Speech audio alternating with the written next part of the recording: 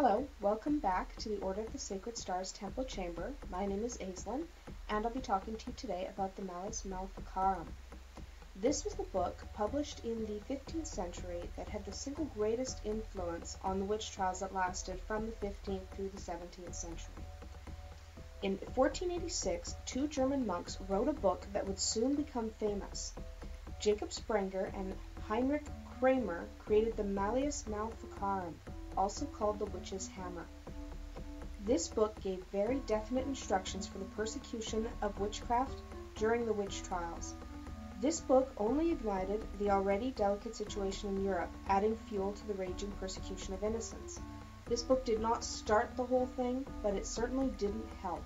In fact, it did a lot of harm. The Witch's Hammer itself was divided into 3 parts. These were very well defined. The first section of the book concludes that there are 3 things that must be present for witchcraft to be practiced. These 3 things are a witch, obviously, without a witch, no witchcraft, the devil, and the permission of God. That may sound a little odd, but if you actually read The Witch's Hammer, you'll see that it makes a great deal of sense, at least in the minds of the author.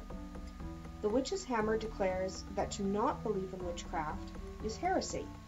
It goes on to discuss several matters regarding what witches can and cannot do. Some of the items discussed prominently in this section of the book include a witch's copulation with the devil, whether witches can impede the ability to have children at all, whether children can be produced by both incubi and succubi, the various ways in which witches can kill children while they're still in the womb, and whether witches can sway the minds of men. This first part of the Malleus Maleficarum has several chapters addressing the more sexual aspects of witchcraft. This, to me, reveals a certain obsession the authors may have had. Regardless, if you read the section for yourself, which you can find online these days, you will see that there is a lot of focus on sex. And then you move on to the second part of the Malleus Maleficarum. There is much detail concerning how witchcraft is worked, how it can be detected, and the ways in which it may be either undone or warned against in the first place. This is the purview of the second section of the Malleus Maleficarum. Most of the items dealt with here are pulled purely from the minds of the authors. For example, there is a chapter that focuses purely on how witches entice innocents to follow them, making a pact with evil. This was purest nonsense. They didn't have anything to back up any of these claims, but you know, when you're writing fiction, you can write whatever you want. It's just a shame that people accepted this work as something other than fiction, which it clearly was. There are, of course, other interesting yet completely incorrect details in this section of the book. There are sections dealing with how witches transport from place to place in an instant, the ways in which witches were able to prevent a woman from conceiving, how witches, in the guise of midwives, kill children or steal them and offer them to demons and devils, and the various means of controlling the weather and animals. Following these descriptions of the powers of witches are ways to cure or prevent each particular power. Now, despite all the information contained in the first 2 sections of the book, it is the third section that is the most famous. In this section, you can find descriptions relating to the persecutions of witches, both in civil and clerical courts. Trials are explained in detail, beginning with an account of who the proper judges for a trial of this kind might be. From there, the book continues.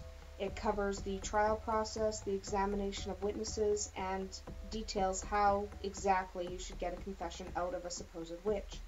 It should be noted that the Witch's Hammer suggests that the testimony of anyone should be accepted. Even those who could give testimony in no other cases were permitted to speak when it came to trials regarding witchcraft. Mortal enemies, criminals, and even small children could testify, and their words would be taken as evidence against the accused. The accused, meanwhile, couldn't say anything to refute these charges. Anything they would say was considered a lie, and basically, if someone accused you, this book said that must be true. The Witch's Hammer was submitted to the University of Cologne, the appointed censor of the time, for approval, but it is the general consensus of most scholars that the faculty of this institution refused to acknowledge the Witch's Hammer at all. Undaunted, Kramer and Sprenger simply forged the approbation of the entire faculty. Unfortunately, this forgery was not discovered until the year 1898. By then, the damage had been done and the witch trials continued, only made worse by this particular book.